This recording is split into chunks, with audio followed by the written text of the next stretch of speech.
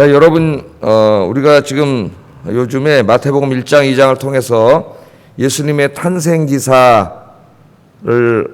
공부하고 있습니다. 이제 오늘 말씀도 이제 우리가 읽었는데, 이 말씀을 읽고 여러분 어떤 생각이 드세요? 이 말씀을 읽을 때 헤롯이 지금 유대 땅의 왕이죠. 유대 땅의 왕입니다. 자기가 원하는 대로 모든 것을 다 할 수가 있습니다. 사람들이 볼 때는 헤롯이라고 하는 사람이 유대 지방을 다 자기 원하는 대로, 뭐 유대뿐만 아니라 갈릴리까지도 다 헤롯이 다스렸으니까 다스린다고 그렇게 생각을 우리가 하게 돼요. 우리 인간적으로 보면은. 그러나 오늘 말씀을 읽으면은 실질적으로 누가 다 이렇게 세밀하게 역사하고 있습니까? 하나님께서 세밀하게 역사하고 있죠. 그래서 오늘 제가 설교 제목을 뭐라고 정했냐면, 모든 상황을 통제하시고 섭리하시는 하나님, 그렇게 정했습니다. 모든 상황을 통제하시고 섭리하시는 하나님. 그러니까 우리는 하나님에 대해서 무엇을 믿느냐 하면, 첫째, 하나님은 창조주 하나님임을 믿어요. 우리가 뭘 믿는가를 우리가 잘 생각을 해봐야 됩니다. 그러니까 이 우주 만물과 그 안에 존재하는 모든 것들과 우리 인간의 생명, 하여튼 존재하는 모든 것들은 스스로 생긴 게 하나도 없어요. 다 누가 창조하셨어요? 하나님이 다 창조하셨기 때문에 존재하게 되는 거죠. 창세기를 열면 제일 먼저 어떤 말씀이 나와요? 태초에 하나님이 천지를 창조하시니라. 창세기 1장 1절이 없으면은 우리 기독교는 존재할 수 없는 거죠. 우리는 하나님을 알지도 못했고 이 세상은 존재하지도 않았습니다. 제일 중요한 부분이에요. 하나님이 창조주 하나님이라는 거. 그 다음 두 번째, 우리는 또 뭘 믿냐면은, 하나님은 창조하셨을 뿐만 아니라 창조하신 세계를 직접 다스리시죠. 다 창조하신 다음에 그 우주 만물의 모든 자연 법칙을 하나님이 다 만들어 놓으시고, 그 다음에 하나님 팔짱 끼고 이렇게 가만히 계시고 그냥 그 법칙에 의해서 움직이는 게 아닙니다. 그렇게 주장하는 사람들이, 철학자들, 신학자들이 많이 있어요. 서양에 가면은. 그런 게 아니에요. 성경을 읽으면 오늘 말씀도 그렇지만은, 하나님은 창조하셨을 뿐만 아니라 창조하신 모든 세계를 다 하나님이 통제하시고 섭리하세요. 하나님이 다 통제하시고 섭리하심을 오늘 보여줍니다. 우리가 보통 이제 섭리라는 말을 많이 쓰죠. 우리 기독교에서. 어려운 말입니다, 좀.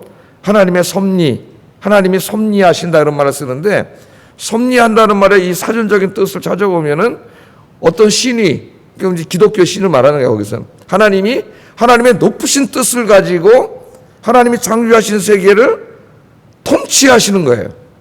그걸 우리 한마디로 말하면 섭리한다 그래요. 섭리. 그러니까 지금 이 세상에 일어나는 모든 일들이 그냥 우연한 일들이 계속 반복되는 게 아닙니다. 하나님을 믿지 않는 사람들은 이 세상에 존재하는 모든 일을 우연이라 그래요. 이 땅에 존재하는 모든 것들도 우연히 존재하게 됐어요. 우연을 허락하지 않으면 설명할 수가 없습니다. 하나님의 창조를 믿지 않기 때문에. 예? 아무리 빅뱅 이론을 주장해도, 그러면 그 우주 폭발의 근원이 됐던 그 조그만 고밀도 덩어리는 어디서 왔느냐? 그럼 대답을 할 수가 없어요. 그건 어디서 왔지? 그 또 하나 올리는 거예요. 이거 위에 무슨 양자의 세계가 있어가지고 거기 에너지 파동의 세계인데, 뭐 저는 물리학을 잘 모르지만 읽어보니까 그래요. 예? 거기서 또 왔다는 거예요. 그럼 또 우리가 물어보죠. 그럼 그 에너지 파동의 그 세계는 어디서 왔죠? 그건 또 설명할 수가 없잖아요. 그러니까 한 번은 우연히 존재했다래요. 우연히 존재할 수 있습니까, 여러분? 마스크 하나에 하찮은 마스크라도, 예? 이거 여기 있는데 제가 여러분 이거 목사님 어디서 하셨어요? 까만데 이렇게 딱 마스크 하니까, 예? 제가 마스크 미남이거든요, 이게. 예? 멋있잖아요. 어디서 났어요? 모르겠네요. 아침에 와보니까 여기 우연히 있네요. 그럼 여러분이 저 아마 정신병원에 가셔야 될 것 같아요. 이게 어떻게 우연히 있을 수가 없죠. 누군가 만들었으니까 있죠. 예? 분명한 사실이잖아요. 그런데 이 정교하고 복잡한 이 우주 만물과 인간이 어떻게 우연히 존재해? 말도 안 되는 거지. 하나님 창조하시는 거죠. 예? 만드신 거예요. 만드신 자가 없이는 이 땅의 존재를 아무도 설명할 수 없어요. 그 어떤 것도. 자, 근데 만드셨을 뿐만 아니라 하나님은 그것들을 다 어떻게 하세요? 하나님의 높으신 선하신 뜻, 신학적으로 말하면 온 세상을 구원하기 위해서 하나님의 뜻대로 모든 것을 섭리해 가시죠. 하나님 다 통제하세요.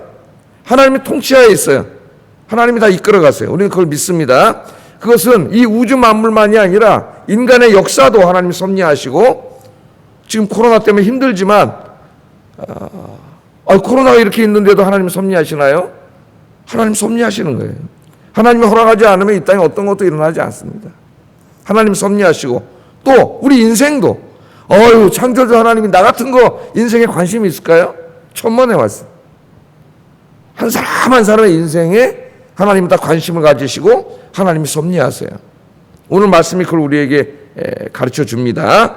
그래서 오늘 아침에 이제 두 가지의 좀 포인트를 맞춰서 말씀을 전하려고 하는데, 하나님의 섭리에 대해서 두 가지를 생각해 볼래요. 하나님의 섭리하시는데 굉장히 세밀하게 섭리하신다는 거예요. 세밀하게. 오늘 그 말씀이 그걸 보여주고요. 두 번째는 하나님이 섭리하시는데 다 하나님 통치하시는 거잖아요. 그 통치 속에는, 통치하심은 택하신 백성들을 위한 거예요. 저와 여러분들은. 하나님의 자식들이죠, 우리가. 하나님의 자식들을 위한 섭리예요. 그래서 하나님은 통치하시기 때문에 우리들을 지켜주세요. 특별히 오늘 우리가 읽은 본문이 하나님의 지켜주심과 보호하심에 대해서 우리에게 상세히 가르쳐 줍니다. 오늘 좀 한번 살펴보겠어요. 첫째, 하나님은 창조하신 세계를 아주 세밀하게 섭리하십니다. 세밀하게. 자, 우리 지금 1장하고 2장하고 하나님께서 인간을 구원하기 위해 하나님이신 그분이 인간이 되셔서 여인의 몸을 빌어 아기의 모습으로 이 땅에 오신 사건을 우리가 좀 신학적으로 묵상하고 있습니다. 자, 그런데 우리가 지금 마태복음 1장, 2장을 쭉 읽으면서 우리가 하나 발견하는 게 있어요. 그게 뭐냐면은 예수님의 탄생을 이야기할 때에 구약 성경의 예언이 성취되었다는 말씀을 상당히 여러 번 한다는 것입니다. 한번 좀 이렇게 살펴볼까요? 마태복음 1장 21절 23절에서 보면은 예수님의 탄생을 이야기하면서 이는 이사야 7장 14절에 임마누엘 예언이 성취된 것이다. 그렇게 말씀을 합니다. 또 마태복음 2장 5절 6절에서는 예수님이 유대 땅 베들레헴에서 탄생하신 것은 미가서 5장 2절의 예언임을 우리에게 암시하고 있어요. 또 동방 박사들에게 메시아가 탄생했다는 것을 그 징조로 알려준 그 밝은 별, 그것은 민수기 24장 17절의 예언의 말씀이라는 것도 우리가 알 수 있습니다. 또 헤롯을 피해서 애굽으로 가서 예수님이 사시는 것, 또 헤롯이 죽은 후에 다시 오늘 본문에 보면 나사렛에 가서 살라고 하나님이 지시하는 이 모든 말씀들은 다 하나님의 예언의 말씀이 성취된 것이다, 그렇게 얘기를 해요. 자, 그럼 여러분 여기서 한번 이걸 보세요. 어떤 사람이 이때 가짜 메시아들이 많았는데 그분이 진짜 메시아인가 아닌가를 구분하려면은 메시아에 대해서 예언한 이 성경 구절이 굉장히 많습니다. 구약 성경에. 이 말씀들을 다 알면은 가짜 메시아한테 절대 속지 않죠. 왜? 메시아이려면 이 말씀을 다 충족시켜야 돼요. 지금도 마찬가지예요. 재림 예수라고 떠드는 이단들이 많은데 정말 예수님이려면은 신약 성경에 있는 예수님에 관한 모든 말씀을 충족시켜야 돼, 그 사람이. 성경을 모르니까 속아 넘어가는 거예요. 그런데 여기 보면은 다 하나하나 예수님이 태어나면서부터 어디 가서 사시고 어디를 피난하시고 하는 모든 것들이 그냥 어느 날 우연히 벌어진 게 아니라는 거예요. 다 구약 성경에부터, 구약 시대부터 하나님이 세밀하게 다 계획하신 거예요. 그게 지금 하나하나 그대로 이루어지고 있다고, 다 이루어졌다고 그렇게 하나님은 마태를 통해서 우리에게 말씀하십니다. 그러니까 여기서 뭘 발견하게 돼요? 하나님 굉장히 세밀하신 분이에요. 하나님은 어떤 일을 할 때 막 그냥 우연히 막 하거나 막 대충 하거나 갑자기 우발적으로 하거나 그런 하나님이 아닙니다. 일을 그렇게 하는 사람은 하나님을 닮는 사람이 아니에요. 하나님은 굉장히 세밀하신 분이에요. 세밀하고 정교하신 분입니다. 하나 어떤 큰 그림, 인간을 구원하기 위한 그림을 그리시고 외아들을 보내주시기로 작정하시고 그 외아들이 이 땅에 어떤 방법으로 어떻게 오시는가를 다 구약 성경에 이미 다 예언해 주시고 그 예언이 하나하나 다 이루어져 가는 거예요. 그러니까 하나님은 어떤 분이에요? 여기서 우리가 배워야 될 하나님은 세밀하게 섭리하시는 분이다. 할렐루야. 이거는 여러분 인생도 마찬가지고요. 저는 이 하나님의 세밀한 섭리를 생각하면은 우리 대한민국의 복음이 맨 처음에 들어올 때 이야기가 생각이 납니다. 정말 하나님이 세밀한 섭리가 있었어요. 자, 우리나라 개신교가 어떻게 들어오게 됐습니까? 카톨릭 말고 개신교로 말하는 거예요. 개신교. 1882년 5월 22일 날 조선이 미국과 한미 통상 수호 조약을 처음으로 맺게 됩니다. 아마 여러분 역사 시간에 다 배웠겠죠. 그리고 이제 그 한미 통상 수호 조약을 맺은 다음에 그 답례로 견미사절단을 우리가 구성을 해요. 8명으로 구성을 해가지고 미국으로 이제 파송해요. 미국 정가에 가서 인사하고 조약을 맺었으니까 그렇게 여러 이제 보냅니다. 그래서 8명이 이제 여기 뽑히게 되는데 이 견미사절단이 미국으로 갈 때는 뭐 지금같이 뭐 비행기 타고 갔겠어요? 배를 타고 갔어요. 배를 타고 그 긴 시간을 지나가지고 샌프란시스코 항으로 도착을 했습니다.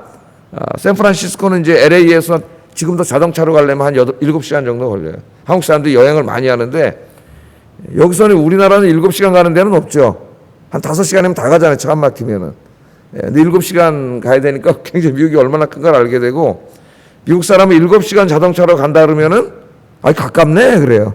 가깝네. 우리 부산 가는데 가깝다 그래 멀다 그래요. 뭐네 언제 갔다 와 그러잖아요. 부산보다 훨씬 먼데 샌프란시스코는 LA에서 7시간? 가깝네 그래요. 그래서 제가 잠깐 있었지만 저는 미국에 큰 나라 살다 보니까 마음이 커지더라고요. 생각도 커지고. 자, 샌프란시스코 항에 도착을 해가지고 거기서는 또 저 워싱턴까지 어떻게 갈 겁니까? 거기까지 가는 데는 이제 기차를 타는 거예요. 미국의 그 대륙을 횡단하는 기차가 있어요. 그 대륙 횡단 기차를 타고 이제 이 워싱턴 뉴욕으로 갔죠. 뉴욕으로 가서 이제 미국의 정가의 사람들을 만나게 되는데 그 기차를 탔습니다. 기차가 얼마나 오래 가겠어요. 맨날 며칠을 가는 기차인데 거기에 이제 견미사절단이니까 복장이 좀 희한할 거 아니에요. 미국 사람이 볼 때 가 쓰고 하얀 뭐 두루마리 있고 이런 사람 처음 보는 사람들이 8명이 이제 거기 타가지고 미국으로 가고 있는 거죠. 그런데 참 기가 막히게 그 기차에 누가 타고 있다 그랬어요. 제가 다 말씀드렸잖아요. 그 조선이 아니라 이제 동양 이 아세아 선교에 굉장히 그 열정을 가지고 있었던 목사님, 감리교 목사님 중에 가우처라고 하는 목사님이 계셨습니다. 이게 다 교회사에 나와요. 우리 한국 교회 역사에. 이 가우처 목사님은 늘 기도하던 목사님이 이 특히 동남아시아 선교를 위해서 그 길을 열어달라고 기도를 하시던 분이에요. 근데 이분도 우연이라면 너무나 우연히 그 기차를 탄 거야. 그분 또 같은 칸에 탔어요. 우연일까요, 여러분? 너무나 우연이잖아요. 그게 보니까 이상하게 생긴 사람들이 있는 거야. 가 쓰고 뭐 도포 쓰고 처음 보는 사람들이 있는 거예요. 그래서 어떻게 하여튼 뭐 얘기를 통했는지 하여튼 가서 얘기해 뵀더니 조선에서 이제 견미사절단인데 통역이 있었겠죠. 견미사절단인데 이렇게 조선에 대해서 얘기를 해주는 거예요. 그랬더니 가우처 목사님이 처음으로 조선에 대한 이야기를 듣고 일본밖에 몰랐는데 일본, 중국 뭐 이런 나라밖에 몰랐는데 그 당시에 뭐 미국 사람이 조선을 알았겠어요. 조선이라는 나라를 알게 되고 갑자기 이분의 마음속에 조선 선교에 대한 막 이 불덩어리가 막 불타는 거예요. 오늘 새벽에 설교 들으신 여러분 이 복음에 대한 불덩어리가 불타기 바랍니다. 원래 그래야 되는데 우리가 이게 다 식어버렸어요. 타락해가지고 이 마음이 막 불타가지고 일본에 가 있는 자기 친구 맥클레이 일본 선교사로 가 있는 맥클레이 선교사에게 편지를 보냅니다. 편지를 보내서 조선에 가서 빨리 고종 황제를 아련해라. 그리고 선교를 부탁하시오. 그런 편지를 보내고 자기 사제를 털어가지고 감리교 감독에게 보내면서 한국 선교가 조선 선교가 필요하다. 이 돈을 조선 선교에 써달라. 이 감리교 본부에다가 자기 돈을 보내고 미국의 친구 맥클레이에게는 편지를 보내서 고종 황제를 만나게 해요. 그래서 이 맥클레이 선교사가 일본에서 한국으로 건너와서 조선의 이 고종을 당시 우리 왕이었던 고종 황제를 아련을 하게 됩니다. 그래서 고종이 허락을 해줘요. 종교적인 건 허락해주지 않았어요. 유교의 나라이기 때문에. 근데 의료와 교육 안에서만 이것만 하면 우리가 허락해주겠다. 그래서 그렇게 허락을 받고 최초로 이제 조선 선교사가 공식적으로 들어오게 된 거예요. 그 사람들이 누구라 그랬어요? 언더우드하고 아펜젤러, 의사죠. 알렌은 이런 목사와 의사들이 선교사로 막 들어오게 되고 그래서 한국 선교가 이루어진 겁니다. 그 이후에 뭐 엄청나게 많은 선교사들이 들어왔죠. 지금 그 선교사들에 대한 일대기가 책으로 많이 쓰여져 있습니다. 서점에 가면은 한번 좀 시간이 있을 때 요새 같을 때 한번 사서 읽어보세요. 정말 눈물이 나고요. 감사하고 우리의 신앙생활이 너무 부끄러워져.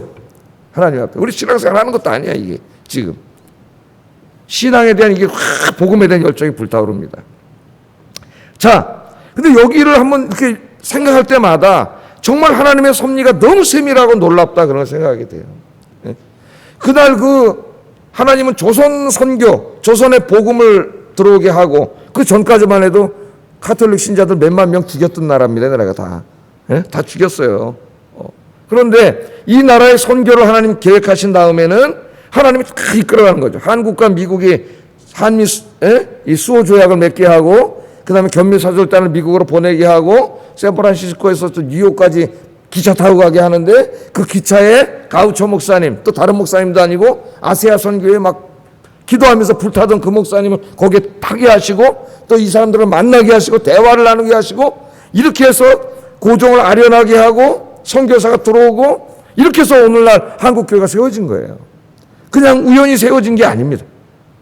어떤 용감한 선교사 한두 명이 온 게 아니에요. 이거 역사를 보면은 이 가운데는 하나님의 정말 너무너무 세밀한 섭리하심이 있었어요. 우리 한국에. 그래서 오늘 한국교회가 이렇게 존재하게 됐습니다. 이거는 이렇게 교회사라고 하는 큰 역사만이 아니라 오늘 이 팬데믹 시대를, 이 전염병 시대를 살고 있는 우리의 인생도 마찬가지예요. 하나님은 한 사람 한 사람 관심을 갖고 있어요. 아니, 하나님이 나 같은 죄인 인생도 이렇게 관심을 갖고 계실까요? 어떤 사람 이렇게 물어봅니다. 물론이에요. 여러분들은 다 하나님의 사랑하는 자식이에요. 여러분을 위해서 외아들까지 주신 하나님 너무나 사랑하는 자식이에요. 그래서 우리의 인생은 그냥 막 어떤 때는 재수가 좋아서 잘 되고 어떨 때는 재수가 나빠서 안 되는 게 아니에요. 이 운이 좋고 운이 나쁘고 그런 게 아닙니다. 여러분 인생에 벌어지는 모든 일들은 다 하나님의 세밀한 계획 가운데 벌어지는 것이다. 할렐루야. 이게 최고 높은 수준의 신앙이에요. 하나님의 섭리를 믿는 신앙이. 그러면 지금 이 땅에 벌어지는 일들과 내 인생에 벌어지는 모든 일들에 대해서 감사할 수 있습니다. 이게 우연히 재수가 없어서 이런 일이 벌어지는 게 아니라 뭔가 하나님이 내 인생에 더 큰 선하신 뜻을 이루기 위해서 하나님이 이 일도 허락하신 거예요. 여러분 믿습니까? 그래서 여러분 시편 성경 한번 찾아보겠습니다. 시편 139편 16절 18절 한번 찾아보세요.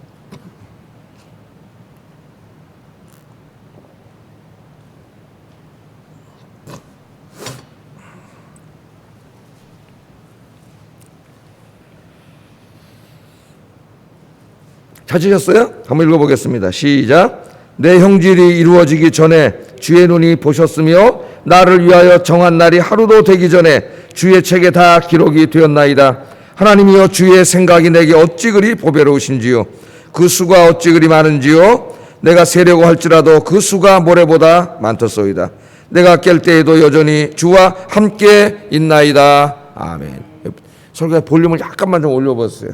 내 목이 아프네. 다윗의 고백인데요. 참 놀라운 고백을 하잖아요. 예? 어머니 뱃속에서 자기 형질이 이루어지기 전에 주의 눈이 자기를 보셨다래요. 이 신앙이 얼마나 깊은 묵상이 있고 이 다윗이 얼마나 하나님에 대해 깊이 묵상을 하고 자기 인생에 대해서 깊이 묵상하는가를 보세요. 신앙생활을 너무 가볍게 하면 안 됩니다. 깊은 묵상이 있어야 돼요. 깊은 기도와 하나님을 만남과 그래야 신앙이 성숙하고 자라요. 이 다윗을 보시라고요. 내 형질이 이루어지기 전에 주의 눈이 나를 보셨고 나를 위해 정한 날이 하루도 되기 전에 주의 책에 내 인생이 다 기록되었습니다. 하나님이여 주의 생각이 내게 어찌 그리 보배로우신지. 자기 인생에 벌어지는 모든 일들 그게 하나님의 생각이 이루어지는 거라고 생각하는 거예요. 뜻이 섭리가. 그게 보배롭다 그러잖아요. 다윗은 여러분 10년 동안 왕이 죽이려고 그래서 도망다니고 쫓겨다니는 인생 10년 이상을 살았던 사람입니다. 다윗이. 다윗만큼 인생에 고난을 많이 당한 사람도 드물어요. 그런데 이 인생이 다윗이 뭐라고 고백해요? 그걸 다 하나님의 섭리로 받았기 때문에 내 인생을 향한 이 하나님의 일들이 얼마나 보배로운지요. 그 수가 어찌 그리 많은지요. 내가 세려고 할지라도 그 수가 모래보다 많소이다. 내가 깰 때에도 여전히 주와 함께 있습니다. 주님이 나를 위한 생각, 그 선하신 생각과 뜻이 모래알보다 더 많다는 거예요. 예? 그러니까 하나님은 매 순간순간 내 인생을 이끌어 가시는 거예요. 다윗은 그런 고백을 하고 있습니다. 이 고백이 여러분의 고백이 되기를 주의 이름으로 축복합니다. 모든 일은 다 하나님이 나의 소원을 위해서 하나님의 세밀한 계획 속에서 이루어지게 하는 일이에요. 그걸 믿으면 우리는 모든 일에 대해서 하나님 앞에 예스밖에 없습니다. 그 사도 바울이 그랬죠. 우리는 그리스도 안에서 모든 일이 예스다. 사도 바울이 유명한 말을 합니다. 왜? 섭리를 믿기 때문이에요. 바울도 얼마나 많이 감옥에 갔습니까? 매는 또 얼마나 많이 맞았어요. 뭐 하다가, 전도하다가, 교회 세우다가, 성도들에게 성경 가르치다가, 주의 일 하다가 고난당했어요. 우린 주의 일 하면 뭐라고 생각해요? 하는 모든 일이 잘 되고 돈 많이 벌고 건강하고 성공하고 복 많이 받고 이런 생각만 하잖아 우리는. 그러니까 금방 시험에 들어버려요. 왜? 마귀가 그것만 싹 가져가면 이 사람 그냥 쓰러져 버려요. 거기서 매 시당이 어린애밖에 안 되는 거예요. 이제는 하나님의 섭리를 믿으면 그런 걸 초월해서 세상이 감당하지 못하는 그런 진짜 믿음의 사람이 되고 어떤 풍랑이 몰려와도 예스! 왜? 하나님의 섭리이잖아요. 그래서 범사에 감사하는 신앙이 돼요. 섭리를 믿어야 범사에 감사하는 신앙이 됩니다. 가장 성숙한 신앙. 오늘 이 새벽에 오신 여러분들, 이 설교를 들으시는 여러분들, 이 놀라운 섭리를 믿는 신앙, 그래서 범사에 감사하는 신앙이 되기를 주의 이름으로 축복합니다. 예. 요즘 하여튼 새벽 예배 설교를 또 집에서 동영상 보내드리잖아요. 듣는 분이 굉장히 많더라고. 100분 이상이 120, 30명이 또 듣더라고요. 얼마나 감사한지 소명이 더 생겨요, 제가. 그래서 매일 아침 설교를 잘 준비해서 평균 여기도 또 오시잖아요. 예? 이렇게 많이 오신 분 합치면 꽤 됩니다. 그러면 이분들은 매일 이렇게 양육을 하면은 엄청난 게 신앙의 성장과 사명의 성장이 있어서 이 전염병이 끝난 이후에 엄청난 놀라운 일이 있겠다. 그런 소명이 생깁니다, 지금. 여러분들 기도해 주시기 바랍니다. 자, 한 가지 더 제가 얘기한다 그랬죠. 하나님이 이렇게 섭리하시면 우리를 위하심이라 그랬어요. 하나님이 어떤 스스로의 만족, 뭐 하나님을 위해서, 물론 모든 건 하나님의 영광을 위해서 하는 거지만, 그러나 이 모든 섭리에는 우리예요, 우리. 사랑하는 자식들을 위함이에요. 자식들의 구원과 자식들의 유익과 자식들의 선을 위해서 부모님이 하는 것처럼 하나님 그렇게 하세요. 오늘 본문에는 어떻게 하나님 섭리하시냐면은 철저하게 하나님이 지켜주십니다. 철저하게. 한번 보세요, 말씀을. 헤롯이 예수님을 죽이려고 합니다. 그 나라를 다스리는 왕이 죽이려고 그래요. 아기 예수를. 예? 이 계획을 은밀하게 진행했습니다. 동방 박사들한테 가서 아기 만나면 경비하고 나한테도 좀 알려주라. 왜? 거짓말 했잖아요. 죽여버리려고. 그게 아니라 나도 가서 경비하게 해달라. 동방 박사 쏘갔어요. 진짜 갈라 그랬어. 하나님이 안 가르쳐줬으면 갈 뻔했어요. 갔으면 다 죽었죠, 예수님이. 세밀하게 진행됐기 때문에 예수님과 그 가족이 죽는 것은 시간 문제였어요. 이 사람 또 최고 권력자예요. 아기 예수와 요셉과 마리아는 꼼짝없이 죽게 생겼습니다. 그러나 그런 일이 일어났어요? 안 일어났어요? 세상 같으면 벌써 일어났지. 그런데 일어나지 않았습니다. 왜냐하면 하나님이 모든 상황을 통제하고 계세요. 할렐루야. 하나님의 백성들은 누구도 해할 수가 없어. 왜? 하나님이 다 통제하고 계세요. 모든 상황을. 보이는 게 다가 아니라 그랬잖아요, 제가. 보이지 않는 하나님이 항상 여러분 곁에 계세요. 하나님께서 요셉의 꿈속으로 천사를 보내십니다. 말씀해 보면. 천사를 보내셔서 헤롯이 아기를 죽이려고 한다는 것을 알려주세요. 다 알려주시고, 그러니까 헤롯의 마음을 하나님은 다 읽고 있잖아요. 예? 다 알려주시고, 빨리 아기를 데리고 애굽으로 피하라. 하나님이 어디로 피하라는 것까지 다 가르쳐 주세요. 애굽이 제일 안전하니까 애굽으로 피하래요. 그 말씀이 13절, 14절 한번 읽어보겠습니다. 시작.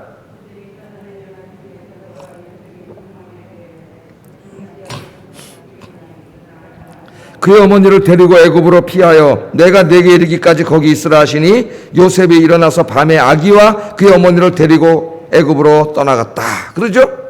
이 꿈속에 찾아오신 겁니다. 하나님 천사를 보낸 거예요. 예? 그 꿈이 뭐 무의식의 활동이든 뭐든 하여튼 하나님은 다 하실 수 있어요. 천사를 보내셔 헤롯이 너를 죽이려고 하니까 빨리 아기를 데리고 피해라. 그랬더니 요셉이 꿈을 깨서 얼마나 이게 상황이 급했는지 밤중에 그냥 깨자마자 곤히 잠자는 부인을 깨워가지고 아기를 데리고 일어나서 그냥 애굽으로 피했다 그러니까 상황이 얼마나 긴박했는가를 우리에게 보여줍니다. 자세한 건 다 말하지 않더라도 이 문학적인 표현이죠. 상황이 굉장히 긴급한 거예요. 밤중에 가지 않으면 잡혀 죽을 정도가 된 거죠. 아기를 데리고 피했어요. 그럼 왜 애굽으로 하나님이 가라 그랬습니까? 당시에는 이제 애굽이 프톨레미 왕조라고 세계사를 공부하다 보면은 프톨레미 왕조의 왕들이 다스릴 때인데, 이때는 그 프톨레미 왕조가 그 유대인들에 대해서 상당히 우호적인 때예요. 유대인들 잘해주던 때입니다. 예? 그러니까 예수님이 헤롯의 그 손아귀에서 벗어나서 안전하고 편안하게 거할 수 있는 곳이 애굽이에요. 애굽에 가면 편안하고 안전하게 거할 수 있다는 것을 하나님은 잘 알고 계세요. 그러니까 하나님 피난할 장소까지 가르쳐 주셔요. 애굽으로 피해라. 그렇게 하나님 다 이끌어 주십니다. 이걸 잘 보세요. 여러분의 인생도 그렇게 해 주시기 때문에 잘 보세요. 자, 그러니까 하나님은 예수님과 그 가족을 헤롯으로부터 지켜주실 뿐만 아니라 가장 안전한 곳으로 인도해 주시는 거죠. 하나님이.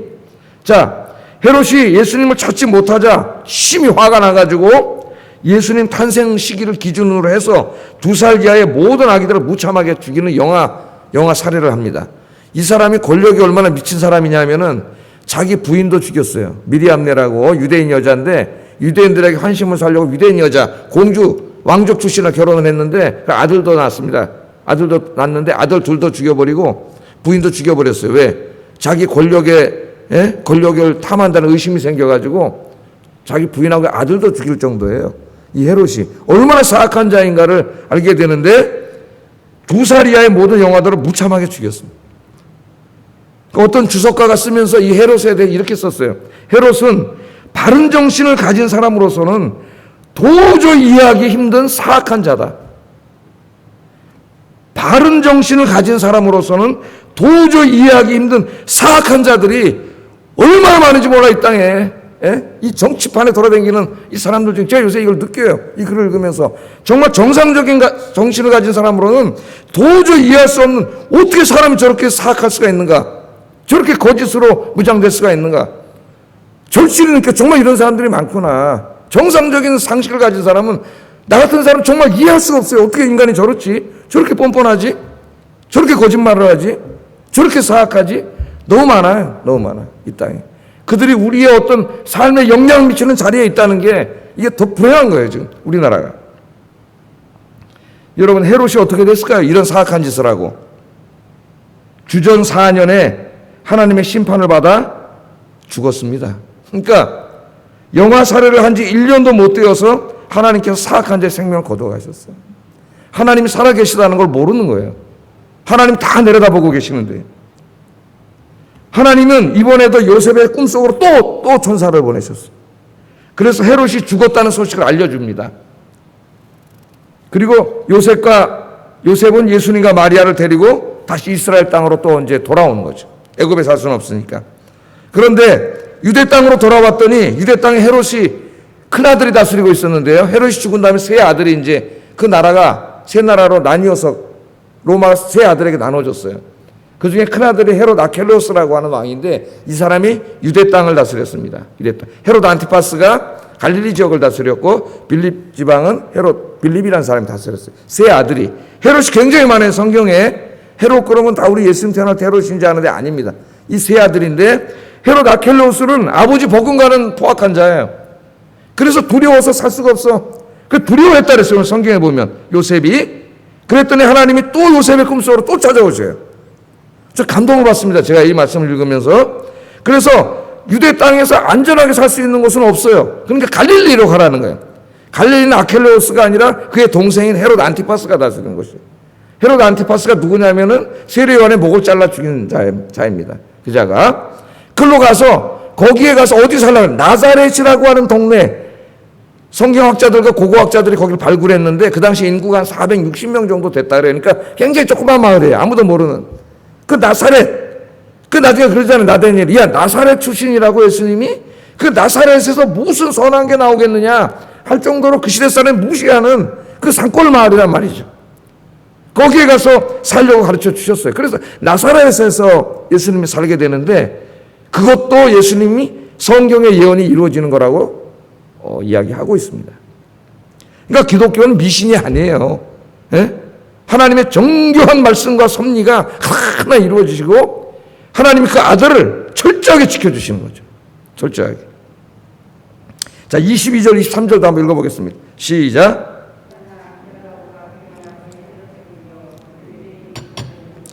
거기로 가기를 무서워하더니 꿈에 지시하심을 받아 갈릴리 지방으로 떠나간 나사렛이란 동네에 가서 사니 이는 선지자로 하신 말씀에 나사렛 사람이라 칭하리라 하심을 이루려 함이로라. 아멘. 이 아켈로스 얼마나 사악한 자냐면은 왕이 된 지 얼마 안 돼서 금방 로마로 끌려가서 쫓겨나 죽습니다.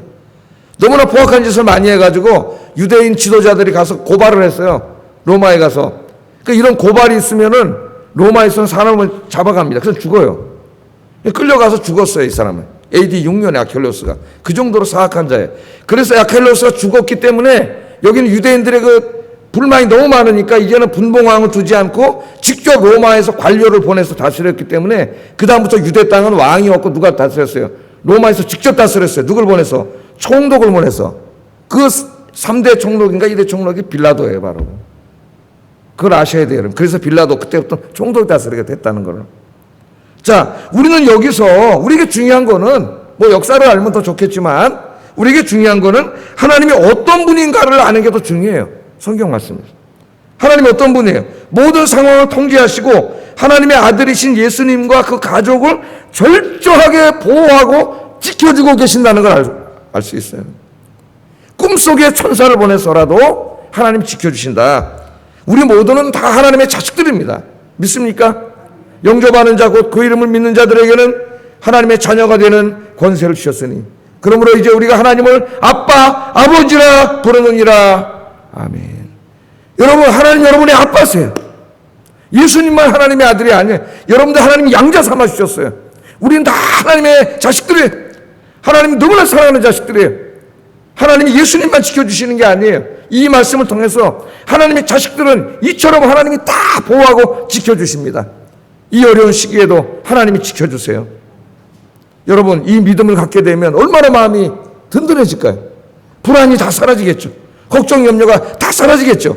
오늘 아침에 그래서 주님이 주시는 평안이 몰려오고 이 믿음이 확고해지는 여러분 되기를 주의 이름으로 축복합니다.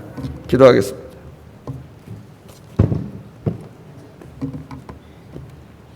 말씀을 생각하면서 기도하겠습니다. 두 가지를 전했어요.